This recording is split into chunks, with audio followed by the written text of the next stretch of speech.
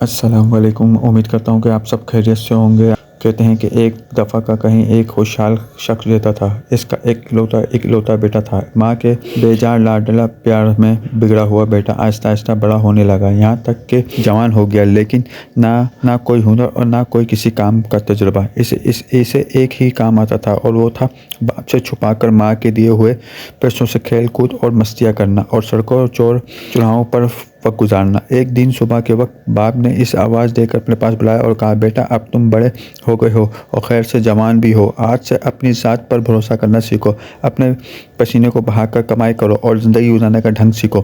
بیٹے کو باپ کی یہ بات ناگوار سی گزری۔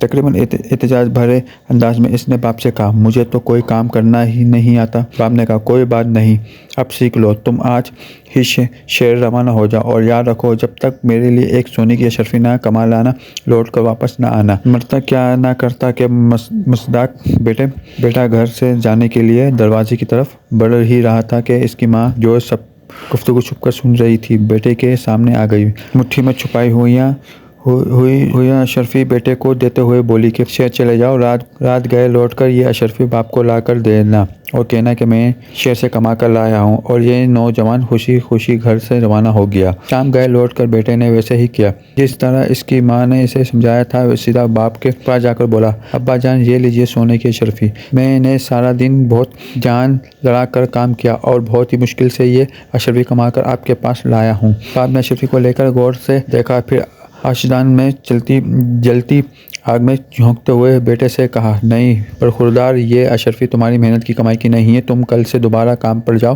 اور دیکھ لینا جب تک ایک اشرفی کما نہ لانا، لوٹ کر واپس نہ آنا۔ بیٹا خاموشی سے باپ کی اس حرکت کی دیکھتا رہا، نہ کوئی احتجاج اور نہ کوئی رد عمل۔ دوسرے دن شہر کو جانے کے لیے گھر سے باہر نکلتے ہوئے دروازے کی اونٹ میں ماں کو پھر منتظر پایا۔ ماں نے اس کی مٹھی بھر پھر ایک اور اشرفی رکھتے ہوئے کہا، بیٹا اس بار جلدی واپس نہ آنا، شہر میں 2 یا 3 دن رکے رہنا اور پھر لوٹ کر باپ کو یہ اشرفی لا دینا۔ مدن بیٹے نے شہر جا کر ماں کے کہے پر عمل کیا۔ 3 دن کے بعد گھر لوٹ کر سیدھا باپ کے پاس گیا اور اشرفی سے تھماتے ہوئے کہا، اے والد محترم، یہ لیجیے سونے کی اشرفی، اسے کمانے کے لیے مجھے بہت کٹھن محنت کرنا پڑی ہے۔ باپ نے پھر اشرفی لے کر اسے کافی دیر غور سے دیکھا اور دوبارہ یہ کہتے ہوئے آگ میں پھینک دی کہ بیٹا یہ وہ اشرفی نہیں ہے جو میں چاہتا ہوں۔ جب تک نہ لوٹنا، کل تم پھر سے کام کے لیے جاؤ اور ایسے وقت جب تک اشرفی نہ کما لینا، واپس نہیں آنا۔ اس بار بھی اپنے باپ کی اس حرکت پر بیٹا بغیر کوئی لفظ بولے خاموش رہا۔ تیسری مرتبہ یہ نوجوان اپنی ماں کے جاگنے سے پہلے ہی شہر کی طرف روانہ ہو گیا اور وہاں 1 مہینہ رہا۔ اس بار 1 مہینے کے بعد حقیقی معنوں میں محنت اور مشقت سے کما کر اشرفی کو نہایت حفاظت سے مٹھی میں دبائے مسکراتے ہوئے اپنے باپ کے پاس حاضر ہوا۔ اشرفی باپ کی طرف بڑھاتے ہوئے بولا، اے والد محترم، میں قسم کھا کر کہتا ہوں کہ اس بار یہ اشرفی میرے پسینے کی کمائی ہے۔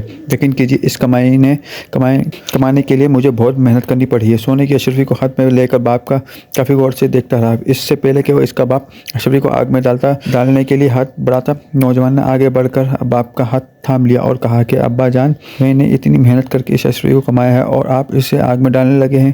اس بار باپ ہنس دیا اور بڑھ کر بیٹے کو گلے لگاتے ہوئے کہا، بیٹا اب بنے ہو تم جوان، بے شک یہ اشرفی تیری محنت اور پسینے کی کمائی ہے، کیونکہ اسے ضائع ہونا تجھے سے نہیں دیکھا گیا، جبکہ اس سے پہلے میں 2 بار اشرفی آگ میں پھینک چکا ہوں، مگر تجھے کوئی افسوس نہیں ہوا تھا کیونکہ وہ تیری محنت کی کمائی نہیں تھی۔ عزیز دوستو، بات بھی تو یہی سچ ہے کہ بغیر محنت اور مشقت سے چاہے آپ کو دولت کا پہاڑ ہی کیوں نہ مل جائے، نہ تو وہ زیادہ دیر تک رہتا ہے اور نہ ہی اس کے جانے کا آپ کو دکھ ہوگا، لیکن اپنی محنت اور خود پسینے کی کمائی سے حاصل ہونے والی ایک پائی بھی اپنی قیمت کا احساس دلاتی ہے۔